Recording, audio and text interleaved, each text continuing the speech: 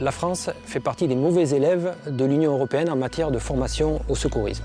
7 malaises cardiaques sur 10 se font en présence d'un témoin. Dans 3 cas sur 4, lorsque les gens mettent en œuvre les gestes qui sauvent, c'est au profit de leurs proches, leurs familles, leurs voisins. 46% de la population française est formée aux gestes qui sauvent. La Fédération nationale des sapeurs-pompiers de France et ses 98 unions départementales a pour ambition de former 80% de la population aux gestes qui sauvent. Donc la tâche est immense.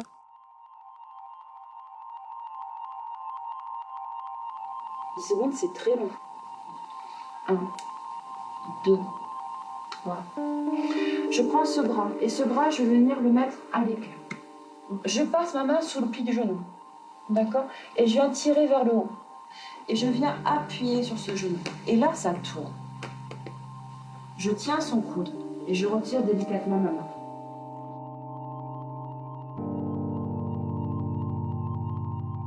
L'Union départementale des sapeurs-pompiers de la Gironde est une association de loi 1901 créée en 1933. Cette association a pour but de diffuser l'information, la formation aux gestes qui sauvent et au comportement en cas de sinistre ou d'incendie. Est-ce que ça, c'est quelque chose qui est évident pour chacun? Alors l'Union départementale des sapeurs-pompiers de la Gironde propose 3 types de formations. Une formation destinée au grand public qui s'appelle Premier secours civique de niveau 1. Les formations incendie qui comprennent les formations à la manipulation des extincteurs, mais également des formations d'équipiers de première et seconde intervention pour pouvoir faire face à des débuts d'incendie dans certaines entreprises. Et puis également la formation à l'évacuation dans les établissements recevant du public. Puis un autre pôle qui est plus centré sur le secourisme en entreprise, avec une formation telle que le secourisme du travail. Le risque, c'est ça, c'est que ça va chasser, en fait, le bras va chasser. Super. On tire les couronnes sur la bouche.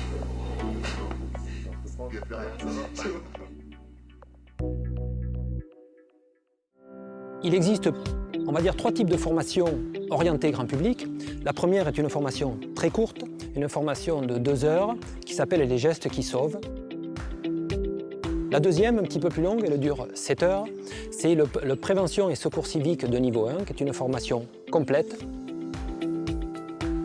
Il existe après un autre type de formation qui est le premier secours en équipe, qui est une formation beaucoup plus longue, qui s'adresse plutôt aux gens qui souhaitent s'engager dans le monde associatif et participer à des actions de soutien aux populations ou d'intervenir lors des grandes manifestations, les choses comme ça. Les sapeurs-pompiers ont une expérience.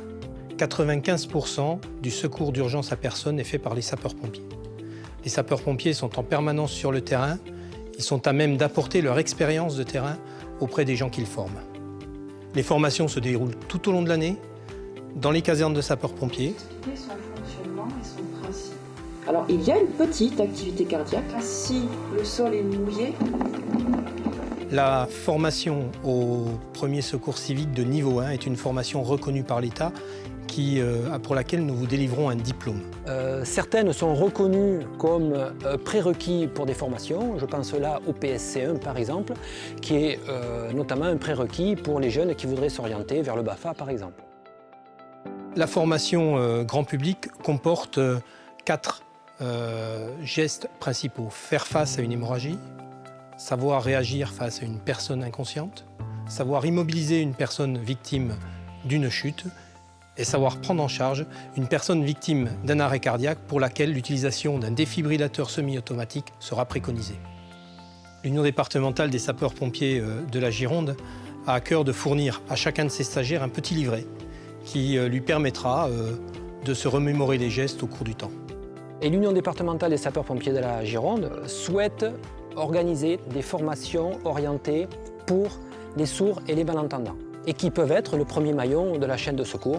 Donc à ce titre-là, il est nécessaire de les former au même titre que les autres. Il m'est arrivé de nombreuses fois dans ma carrière d'arriver sur des interventions et de voir des situations quelquefois dramatiques avec des témoins, des gens qui auraient pu être acteurs. Donc voilà, c'est pour ça que nous encourageons, nous aussi, les gens à se former en masse pour venir en appui des secours.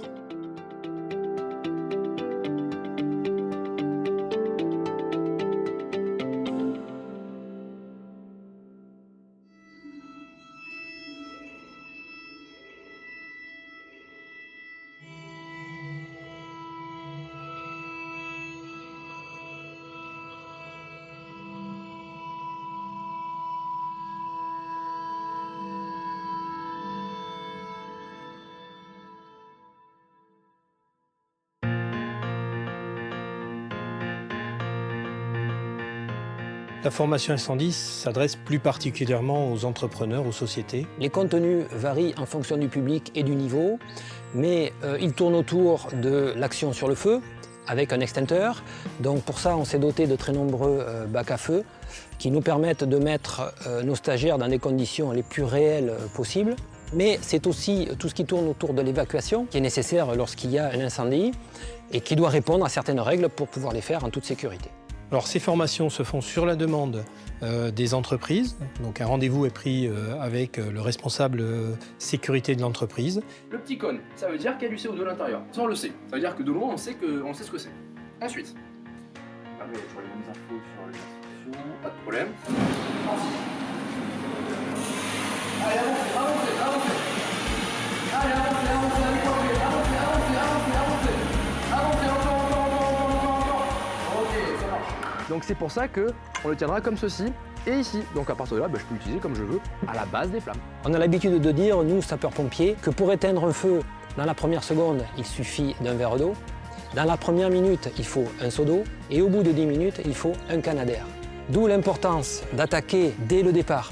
Et pour l'attaquer dès le départ, il faut être formé parce qu'il faut identifier le danger, il faut le reconnaître. C'est à la fois ne pas mettre en danger ses employés, mais c'est aussi sauvegarder son outil de production.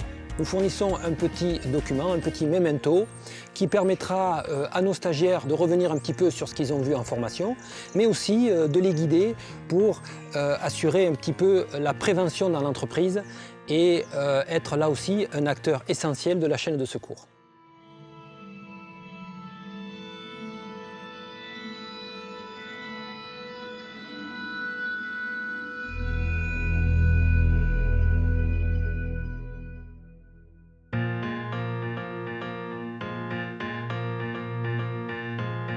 La formation sauveteur secouriste du travail, ou dite SST, s'adresse au monde de l'entreprise.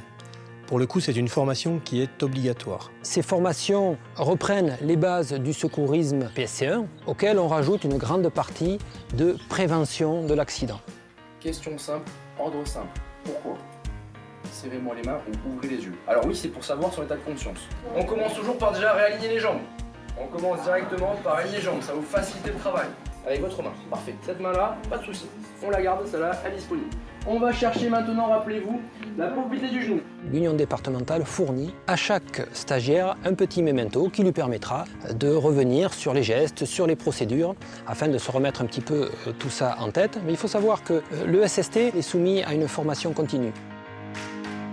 L'Union départementale des sapeurs-pompiers de la Gironde est référencée Datadoc. Ce référencement nous permet de recevoir des fonds qui viendraient payer des formations directement de la part des OPCA, les organismes paritaires de collecte agréés. Pour toutes les formations proposées par les sapeurs-pompiers de la Gironde, vous pouvez vous rendre sur le site internet de l'Union départementale des sapeurs-pompiers de la Gironde, udsp33.fr, ou contacter notre secrétariat au 05 56 99 81 68.